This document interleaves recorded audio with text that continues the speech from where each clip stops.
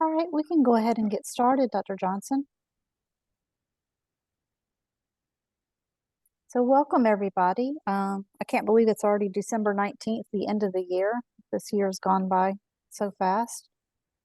So this is our monthly VQI Zoom meeting, and tonight with us, we have a few great speakers. So tonight our topic is our FIT presentations and projects, and we have some guest speakers. We have Ben Lee, our FIT scholar, and also Paul Rothenberg, our FIT trainee, and his mentor is Dr. Samantha Mintz, and they're out of WVU. And we're actually going to flip-flop. We're going to have Paul speak first before Ben Lee. So we'll do that first, and then at the end we'll have kind of a Q&A. And Dr. Johnson, did you have any words before we turn it over to Paul? No, thanks everyone for coming. And hopefully we have I'm looking forward to a great discussion. Definitely some great speakers today. So feel free. I guess Paul, one question, Paul, would you rather have people ask questions during your presentation or just hold it to the end? I don't mind questions during. Okay. So we'll just have people, if someone has a question, just put your hand up and then we'll try to kind of pause during it and have you ask the questions because hopefully we can have kind of a discussion. I found kind of the hand raising is a nice way to just kind of gently nudge your question in. So we'll look for those while you're talking, but we'll hand it over now. All right. I do have some slides to share if that's all right. Yeah, no problem. I'm going to stop sharing then. Okay.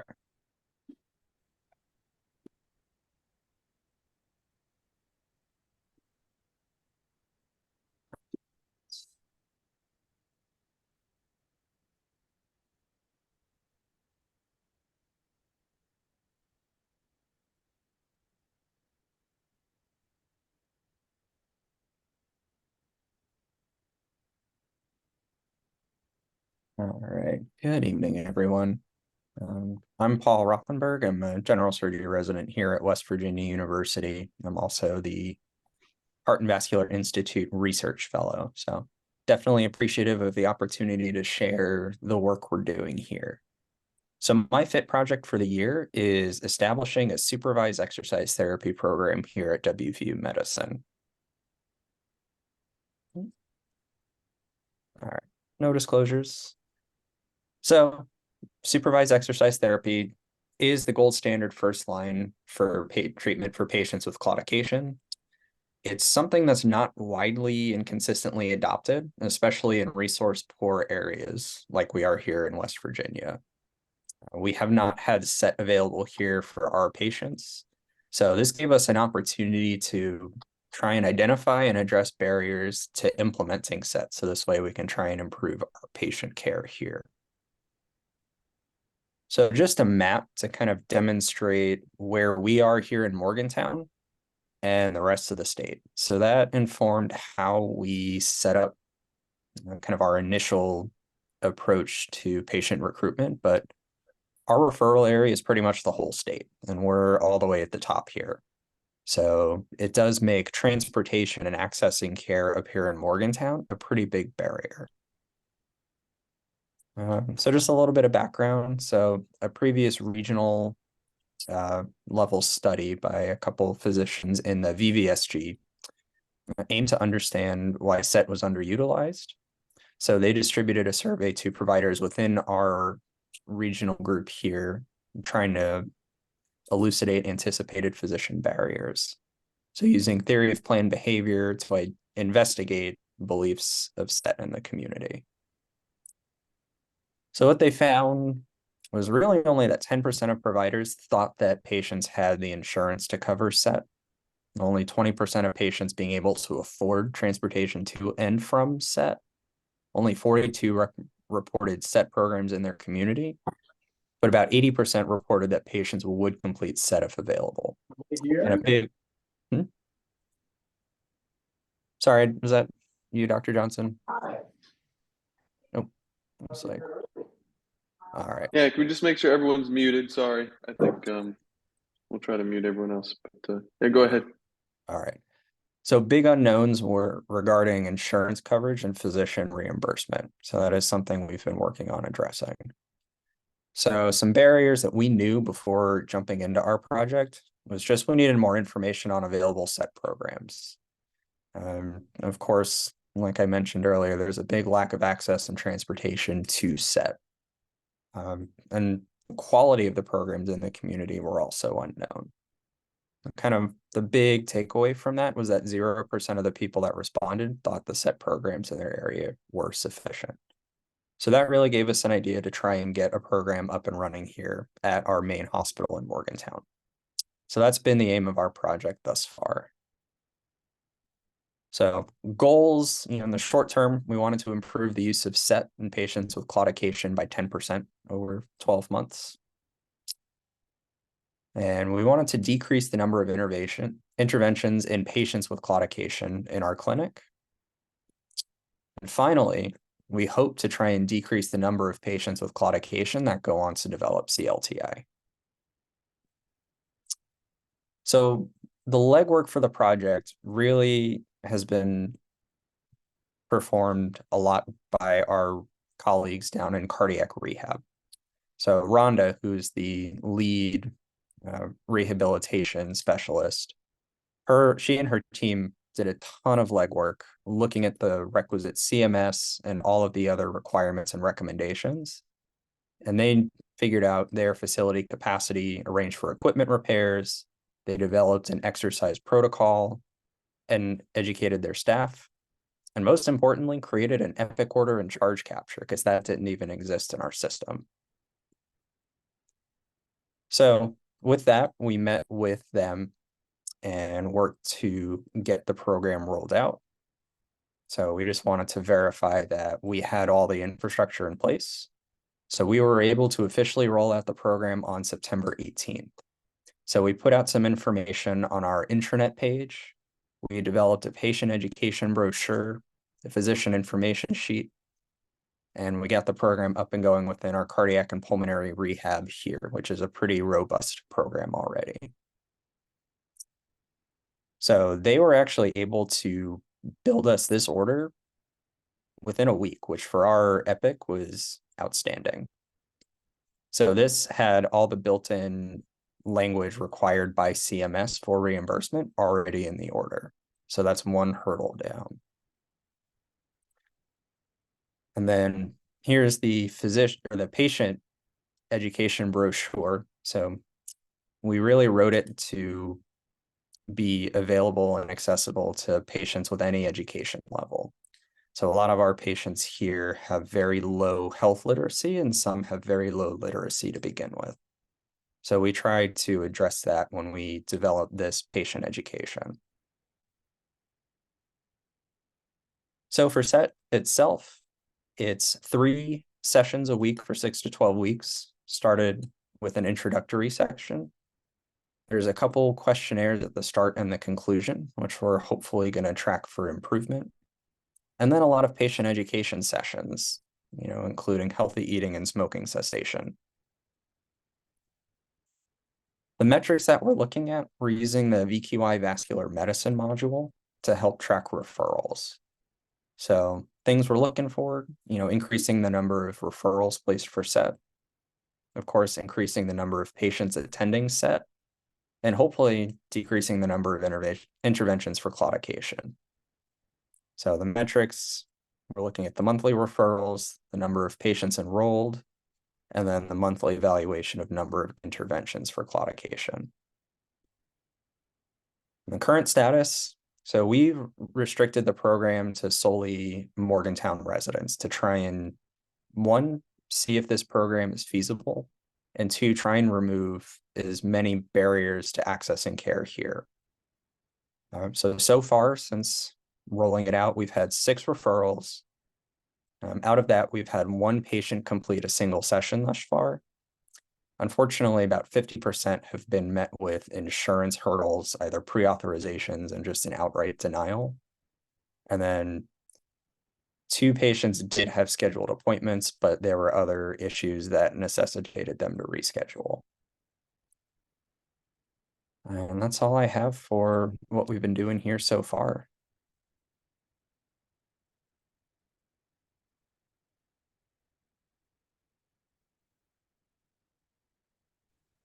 All right. If no one else has any questions, I've got some great questions. I think that's amazing work. Oh, we have some applause from Dr. Lemon. That's fantastic work. A couple questions I have. So, we have kind of a similar set program that's kind of on a similar timeline. So it's really cool to hear what you guys have been coming along. And I haven't been involved with the development of ours, but I have sent some patients over. One of the questions I have is, do your patients have to pay a copay for each of the visits? Because I found, as I've talked to patients, they're like, I got to pay $10 like per visit. And that's like kind of a hurdle. And what, as patients are navigating the insurance payment, and then whether there's a copay component as well, and what your thoughts are on that. So unfortunately, there is a copay, and the copay depends on the insurance. Actually, trying to just speak with insurance companies about it was probably one of the biggest hurdles we faced. Within the institution, it was impossible to speak with somebody who would have any remote knowledge whatsoever. But for Medicare patients, that was the easiest one. So they're the ones that have the $10 to $15 copay. The rest of it is so variable based on what insurance the patients have, and a lot of it does come out of their deductible, unfortunately. But Paul, tell them what you tried to do to get the insurance companies to give you information. Yeah, so I called our state employer, kind of the state government insurance provider as a patient to get them to say, hey, I've got this DPT code. Does my insurance cover it? So I don't know if you didn't get any info though, right? PEIA still wasn't able to tell you. yeah, so it was, you had to reach your deductible, and then it was 20% of the copay, 20% of the total charge. So with, right now only one patient having completed one session, that's something we're still going to try and navigate once we have more patients go through it. It's hard with kind of an N of one to really get a grasp if patients are going to struggle with this, and then if so, how to approach it. So from a clinician standpoint, like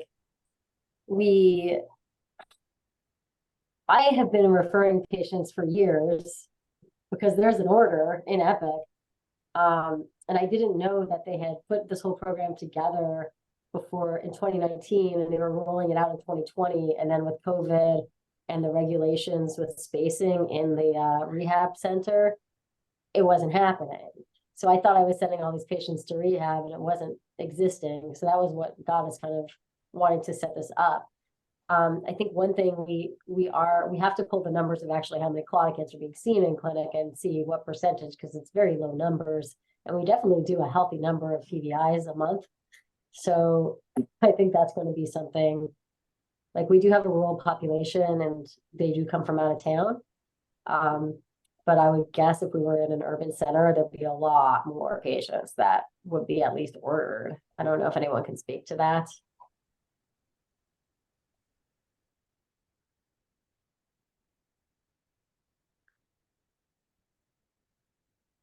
Yeah, it's tough kind of, having the claudicants that really would kind of qualify a little bit to that who's in that denominator. You said you're using the vascular medicine VQI.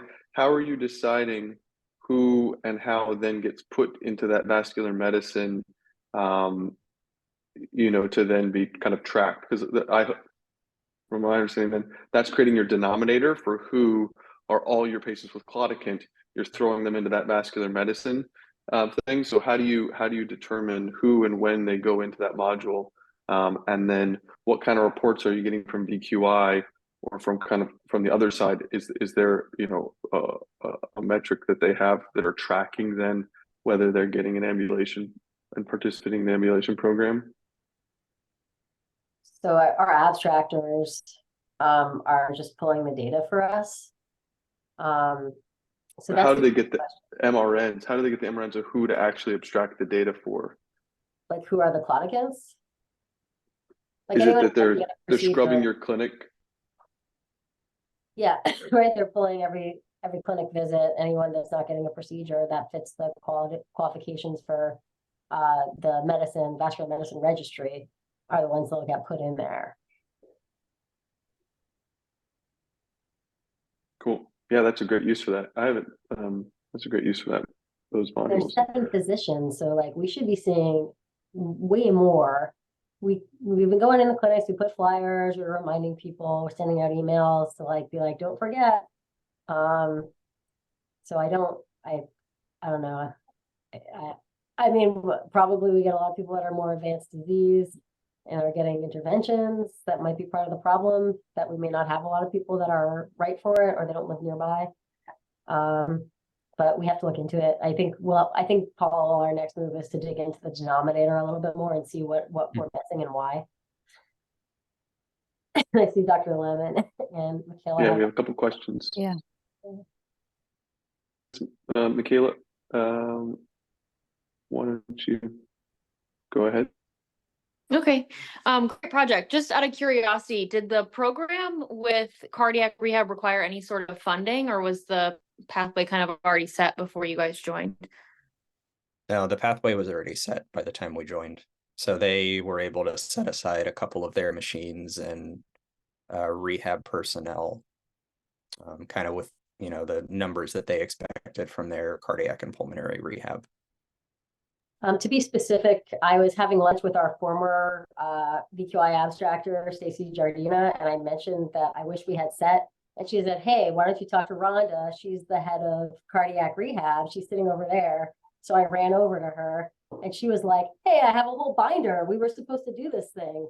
And that's how we got it going. I think it pays for itself as far as if they can get reimbursements, but it is something that 3 years ago they had wanted to do. I see, thanks. Have you talked to your director, like the head of cardiac rehab, your head PT? It's not necessarily for supervised exercise therapy, but for something else that we may need funding for, despite having some sort of outpatient setup already. So I was just curious how you guys went about it.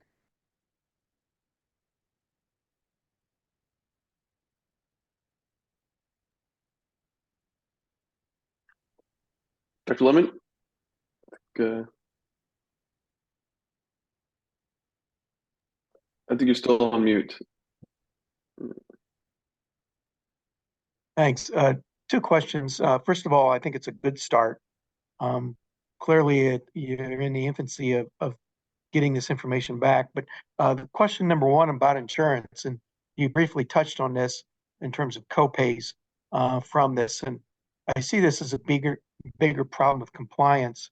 Have you thought about going to the carriers and actually presenting the information about the value of SET and the benefit of SET regarding reduced interventions, and tried to get them on board for approving it, rather than saying, that, well, we're going to require a copay for this, and that may be a big dissatisfier to some patients over that time frame, given the economic situation within your geographic area. Any thoughts to that? Absolutely. That was a great question. Thanks for bringing that up. So I would hope to have a little more data, so this way we can present to the insurance company, like, this is the number of patients we've seen, this is the number of patients that complete sessions, but ultimately these patients are getting decreased interventions. So hopefully we'd have more robust data to present to them. So this way it would give them some more economic approach to changing any copay needs and coverage. Well, I think it's going to be very slow in terms of just a single center study. So you may want to rely on previous publications to support that information, from that. But my second question, and I realize that you went through a survey previously on this. How far is a patient willing to travel for SET? You said it's only available right now in Morgantown, but clearly it's not magic for SET. It's just a structured program. It can easily be satellited at different areas. So how far is a patient willing to travel to undergo SET? 5 miles, 10, half an hour? Do you have any idea? We don't have any idea, but we do have patients sometimes travel between 3 and 6 hours to come see us here in Morgantown. So for some patients, and there's also, again, transportation barriers with people not having reliable vehicles, and two, coming this time of year, people not being able to cross the mountains to get here. So we don't Our plan have any. is like get Yeah. it right at Morgantown and then roll it out to all of our system hospitals, because we have system hospitals across the state. And so we've already identified, so anywhere that a vascular clinic is, we are hoping that we will be able to have, like at least at, Wheeling and probably Garrett, so Eastern Maryland, Western Maryland, Northern, West Virginia, like by Pennsylvania, Parkersburg by Ohio. Those are locations, and potentially down by Charleston. Those are locations we could probably get people to. We just wanted to really fine tune it before we said, okay, here are the pieces. Right, but it would be interesting if you could capture that data to determine from the patient's perspective, how far they're willing to travel for this. I find it hard to have a lot of my patients want to travel 10 miles to go see someone else. And I'm wondering if the same thing applies to a program like SET.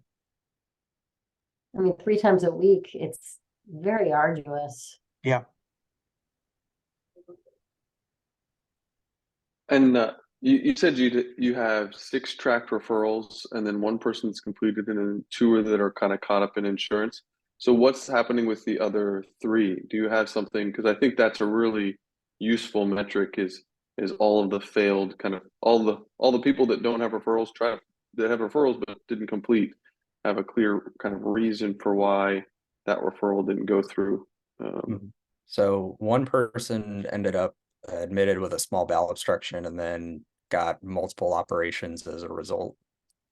And then 1 more looked like just non-compliance. So kind of some non-compliance documented in the chart, and then just the referral was placed, but then the patient never scheduled.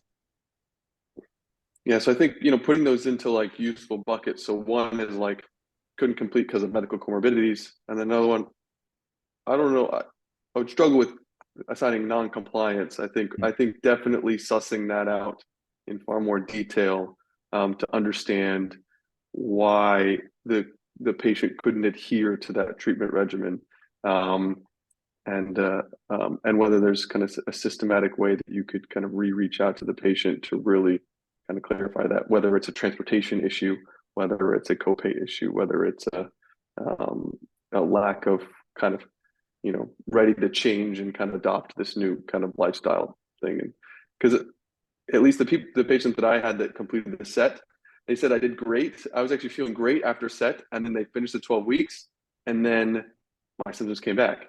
And he was like, but I have all of these behaviors, and I try to go through what they taught me to, and when I'm on it and when I do what they told me to do and everything, my symptoms are better. But the holidays come around, I have a big, I go on vacation, my lifestyle changes, I can't keep up with it, my symptoms come back, and so, I think the question is, if someone's, not really bought in with the initial, even going to the visits, are they going to be bought in with the long-term kind of ambulation expectations? So I think really sussing that out is useful. I think Absolutely. patient refusal is kind of a big thing in the West Virginia patients that I had not encountered when I was in Chicago or Boston or New Haven, where patients flat out are just like, no, I'm not going to do that. No, you can't convince me. No. And I know there was one, I thought the one that didn't go was the one where she, like, it's documented where she's like, well, I don't really think I'm not really thinking I'm gonna do it anymore. No, I'm really not that interested. Like, it's interesting. We're doing qualitative interviews for diabetic foot exams and refusals. But we haven't dug in as much. We could dig in a little bit more. I think it's important. But you still submit a referral for them. So if you talk to them about it and they say, I don't want to do it, do you still submit a referral, or do you not submit a referral, not even submit a referral for those patients? So I asked for permission, same thing with smoking cessation, because they flat out will refuse. Which again, I didn't need that dot phrase when I was working in Chicago, but as soon as I came to West Virginia, I have a dot phrase about my arguments with the patients of them refusing like a referral even. So it's very important that I'm not like, I will not put a referral unless they give me permission, because they get real upset if someone's has their phone number and all of a sudden they're calling them unexpectedly. So I consider it progress if they let me put in a referral. Yeah, very interesting. I think we just need numbers, some time, and we'll have like more information. We were hoping to have something to submit for VAM, like for VQI, but I don't know if that would be of interest as a poster or anything. I would love to hear what you all think about that.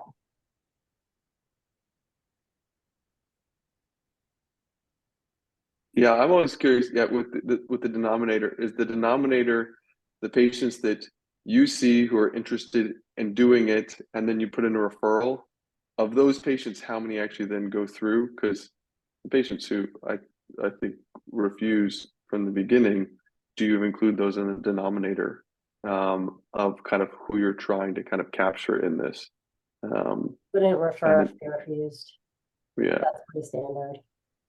But then are they captured then in your vascular medicine module, you know, and how do you suss out kind of those? So it's kind of how many are captured, how many referrals, and then how many get through, and then why they fell off the bandwagon, why they kind of fell off the bandwagon of each of those stages. And I think that would be super valuable. I'm interested. I think we need to look at all the possibles through the vascular medicine module, and then see, like, kind of look through and talk to the clinicians and be like, hey, why didn't you order this? Because I don't think they'll have documented that they refused it, but I think there's some digging we could do, especially because we have such a low number. We could get a lot of data, like deeper data.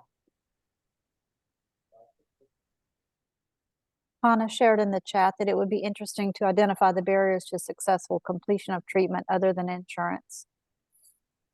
Yep, absolutely. So again, we'll have to see as patients progress through it, if it's, they complete one session and don't like it, or if all of a sudden they didn't realize what they signed up for and dropped out halfway through, or they get motivated, they start feeling better, and then that's motivation for them to keep going. So I think, again, once we have more patients coming and completing sessions, we'll be able to identify that.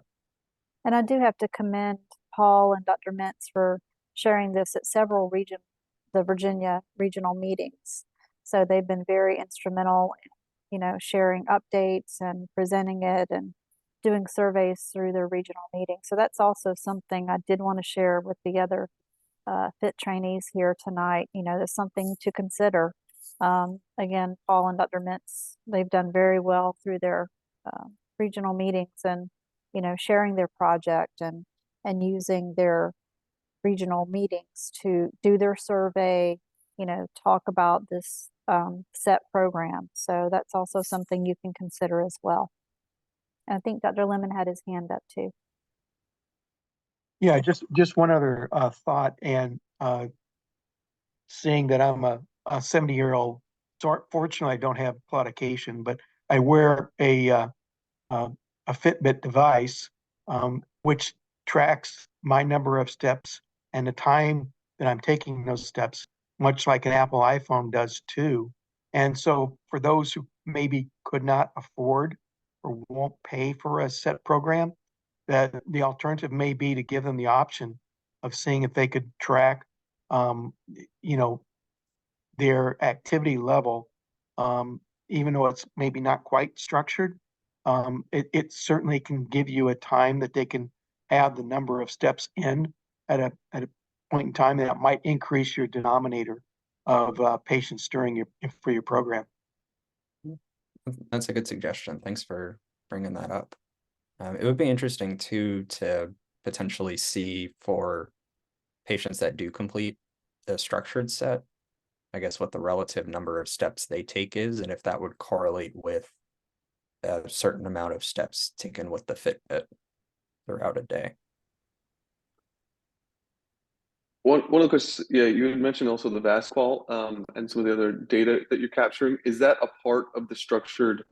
Are you collecting that data from those patients, or is that a part of the SET program, kind of on the operational side, or So is that's that part an of, additional set of data points that you're collecting? so that's part of the SET program itself. So the cardiac rehab team is collecting that at the intro session, and then they'll collect it again after the patient completes their training. So then this way Came in we'll already selected, they had already selected the measure, be- and it's what they learned from our cardiac colleagues, because they have to have these measures, these pros. So we added the walking impairment questionnaire. So they're doing that, and they're doing VASQL 6. Because we thought those would be the best. I have to say the WIQ is a little bit weird, and I don't know how useful that data is going to be. I don't know if anyone else here has used that data set or that tool. Anyone? I printed it out in one of our VA clinics because you had mentioned it on one of these calls, and I was like, let's see if we can use it. And yeah, it was kind of weird because it seems like it's maybe used for orthopedics and like a lot of other it's anything that would be impairing walking and not just focusing on claudication. But yeah. Yeah, Matt Corrier told me to use it, so we put it in there, but I don't know how useful that data is going to be. And it took a while to find one that was useful, like a way to operationalize it.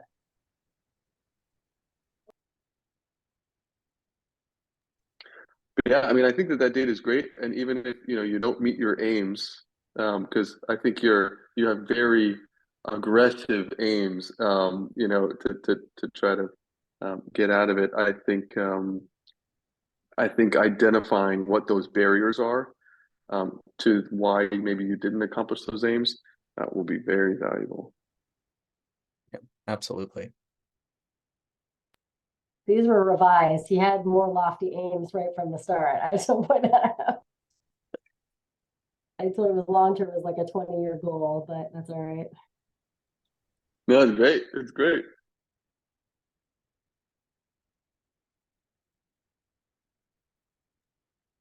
Thank you both so much. That was wonderful, Paul. Thank you. Yep, you're welcome. Thanks for the opportunity to share what we're doing. Yeah. All right, now we'll move on to Ben Lee, and Ben Lee is our FIT scholar. Thanks for joining us, Ben. Yeah, hi everyone. Nice to see everyone. My name is Ben Lee. I'm a vascular surgery resident and PhD student at the University of Toronto.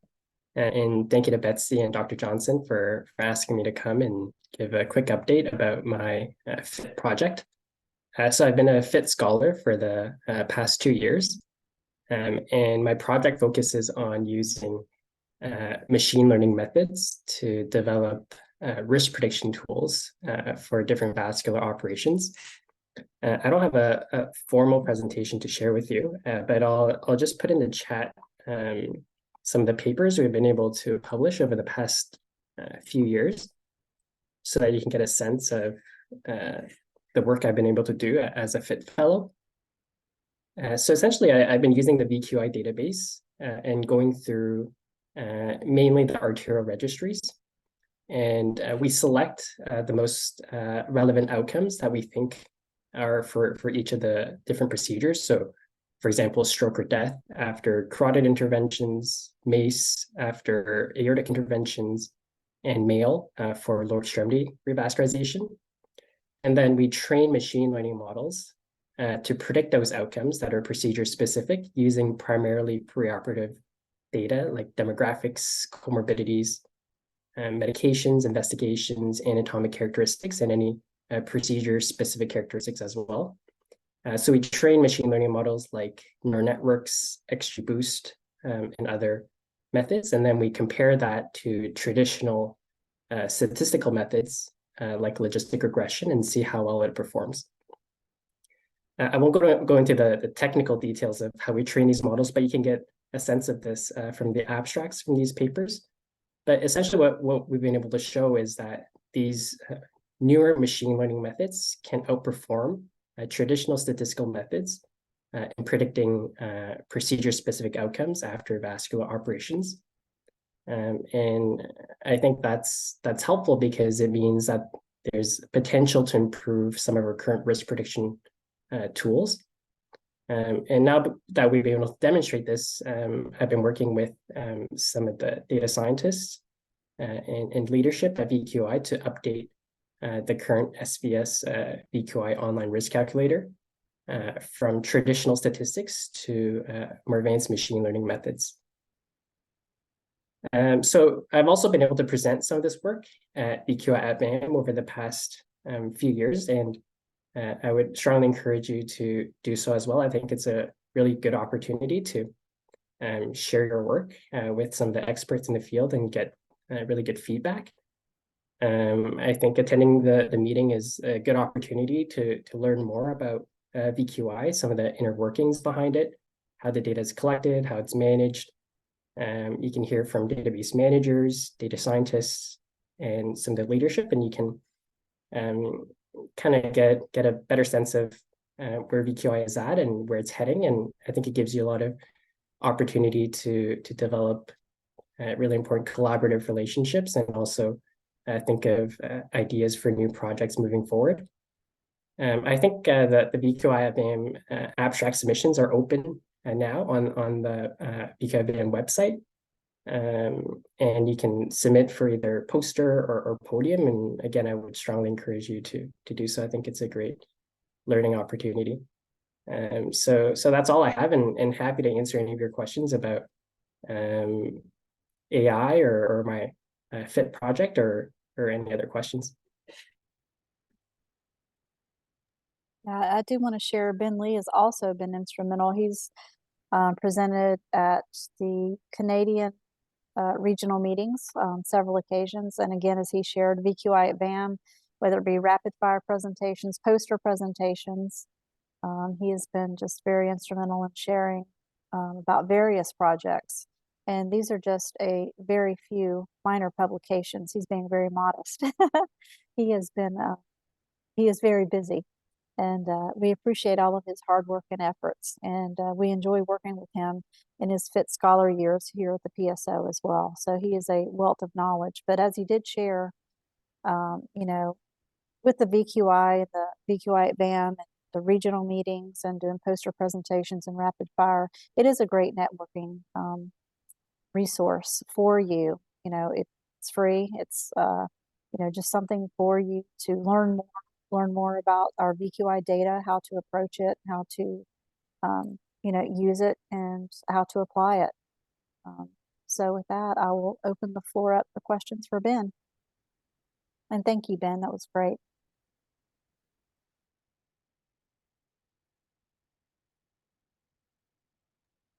Yeah, do you probably have a question? Yeah, that work sounds absolutely awesome. And the machine learning is being used for more and more these days. So I know it's still in its infancy, and you know a lot of this is still so new. But have you been able to make any changes, you know, in the clinical infrastructure based on the results that you've seen thus far from the machine learning algorithms? Yeah, so we haven't been able to deploy it in a clinical setting yet. We've just gotten REB approval at our institution to try to deploy it, and we're working on doing that. The challenge is trying to integrate this into the EHR system so it's usable by clinicians. We've kind of developed the base code for the machine learning models. And I think it takes a team of data scientists at an institution to actually take that code and make it usable clinically. So that's what we're working on now. And the other thing is we're updating the SVS VQI online risk calculator with machine learning methods. And I think once that's available, then it can be usable kind of globally as a website. But I definitely agree that it's important to test this in a kind of in a clinical setting. Awesome, thanks.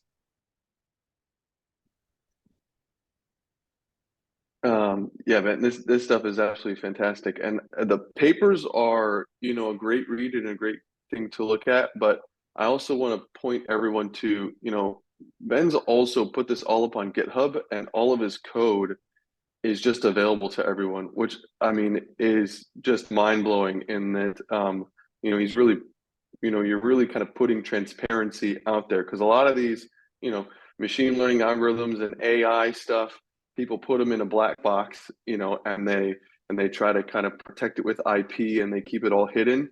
But Matt, you're really setting an example for transparency in this algorithm work. And I just want to really kind of commend you for that and thank you for that. And so for anyone who's like, hey, how do we deploy this potentially at our own institution and things like that? He's put a lot of the code for these studies and things like that up on GitHub so that you can, so you don't have to kind of reinvent the wheel or reverse engineer this stuff. This is stuff that's really scalable.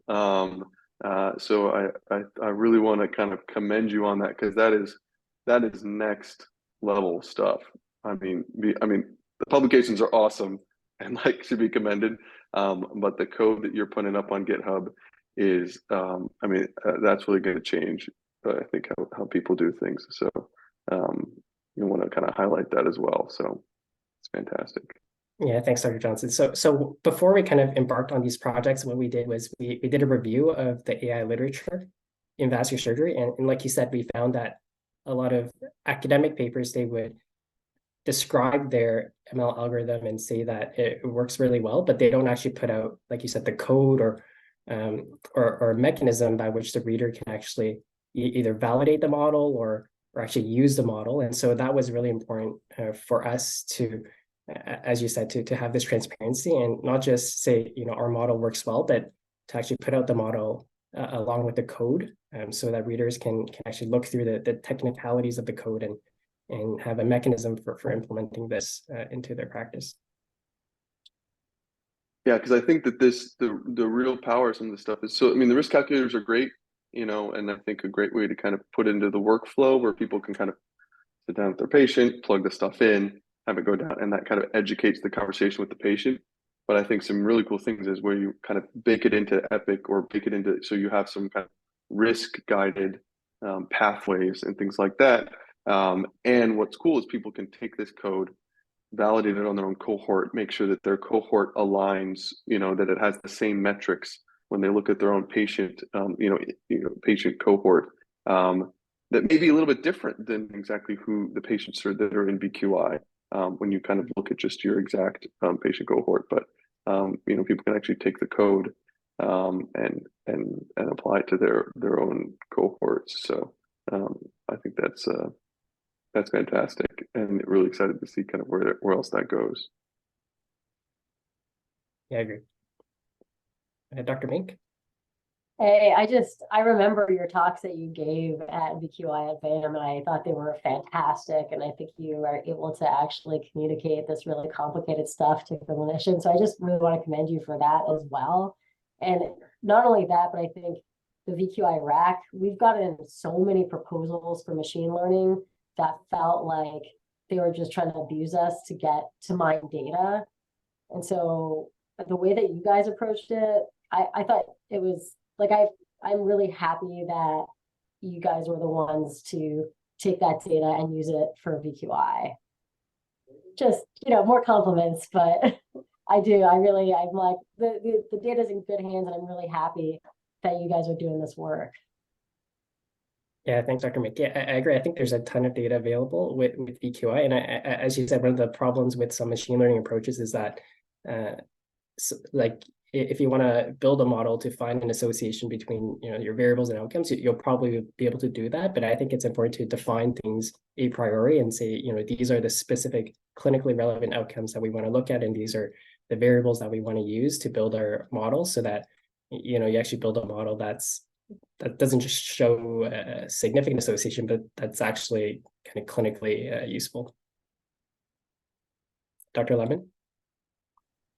Yes, Ben, nice presentation. A couple questions. One, I'm curious is that as I look through your previous publications, it looks like you've chosen XGBoost as your model for developing the algorithms for these prediction models and outcome determinations.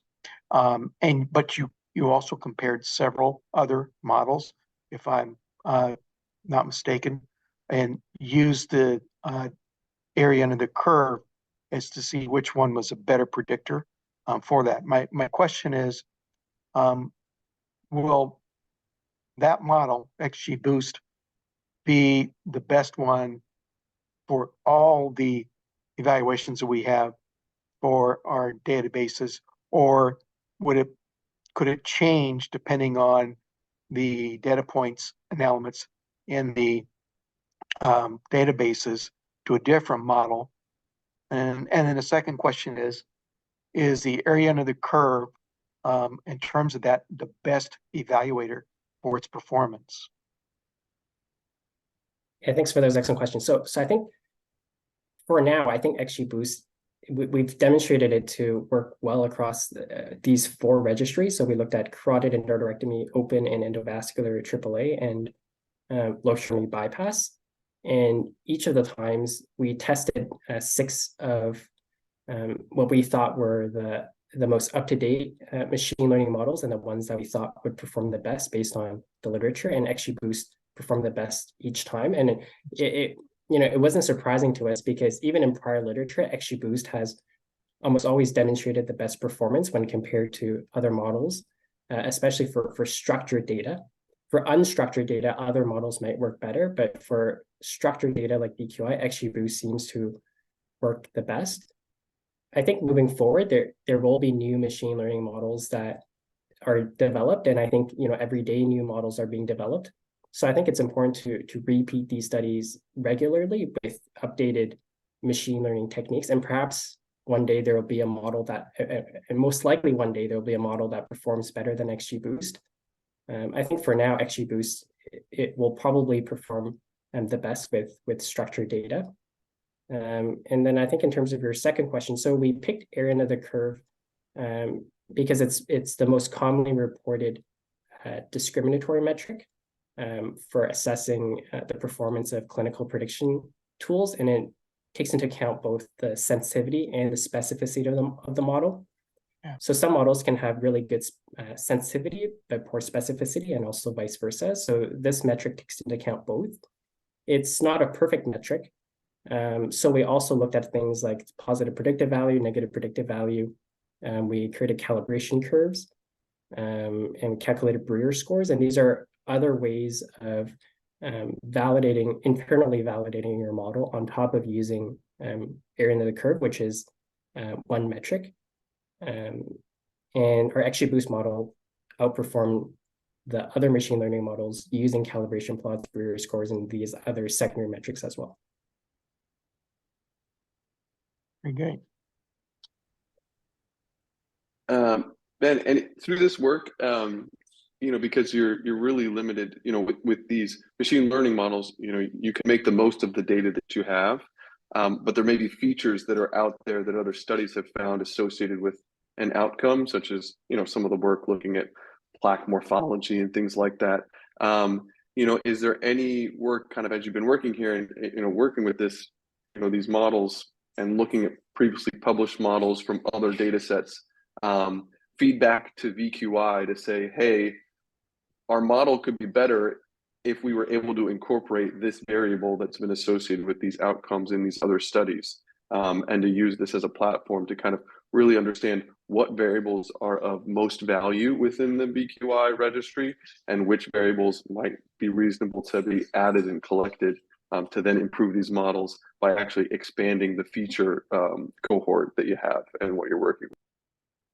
Yeah, great. I think VQI is probably one of the most comprehensive registries I've seen in terms of structured data. So in terms of collecting the number of demographics, comorbidities, medications, and things like that. But studies have shown previous studies using machine learning have shown that, you know, if you incorporate more imaging characteristics or anatomic characteristics, that will probably improve the performance of your model. So, for example, a lot of carotid studies have used the ultrasound findings, that the images from duplex, and incorporated that into their machine learning algorithms. I think it'll probably be challenging to incorporate the specific images of the patients into the VQI data set, and that's more unstructured data, or clinical notes data, like unstructured clinical notes into VQI. I think that'll be more challenging, but I think perhaps if we're able to link VQI data with imaging data, with clinical notes data of those patients, and consider both structured and unstructured data in the machine learning models, I think that'll definitely improve performance. I think that's probably a future step. And then how you use the Medicare, are some of these the vision linked data sets too, or is it just the VQI? We haven't used the vision link data set, but yeah, I think that's definitely a good, I think, future opportunity.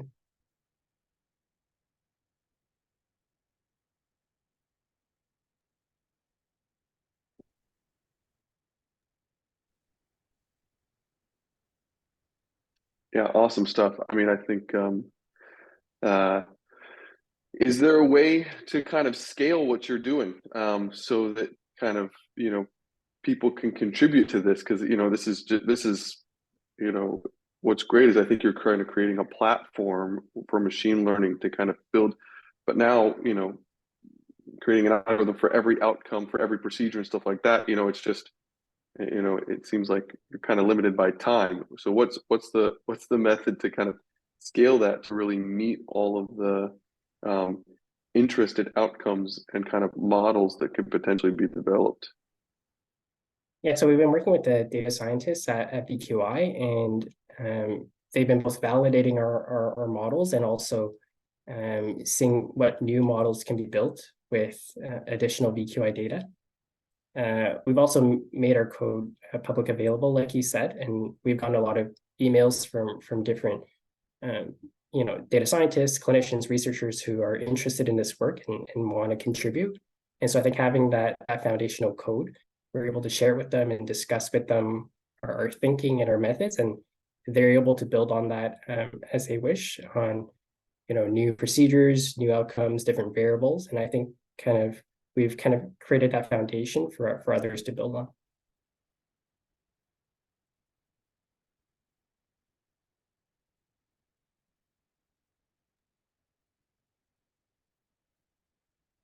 Really cool work. Thanks for presenting.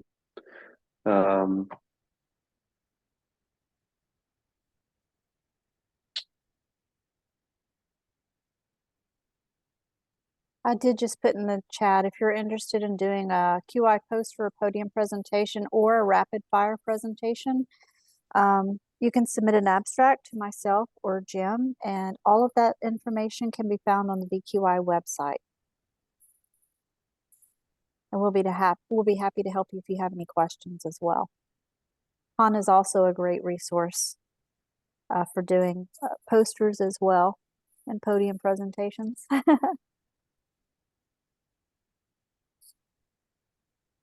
Thank you.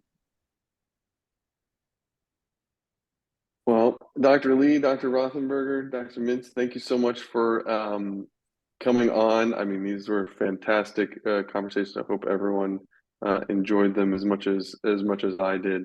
We're really honored to have your time this evening. And any other questions that anyone might have? And I guess the next meeting is January 16th, 2024. So wish everyone a happy holiday break. Hopefully you get some time to Dr. Lemon's very festive there. That's great. Also, Dr. Johnson, I did want to remind everybody, if you know anyone interested, the next fit applications will be open January 8th. That's a Monday. So the next round will be open in January. So we've had some interest, but if you know of anyone that's also interested, we will be opening that up again in 2024 for the new year.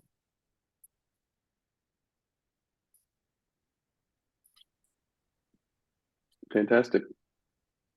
Well, thanks, Betsy, for putting this together. And if no other questions, we'll end a couple minutes early. Thank you, everybody. Happy holidays.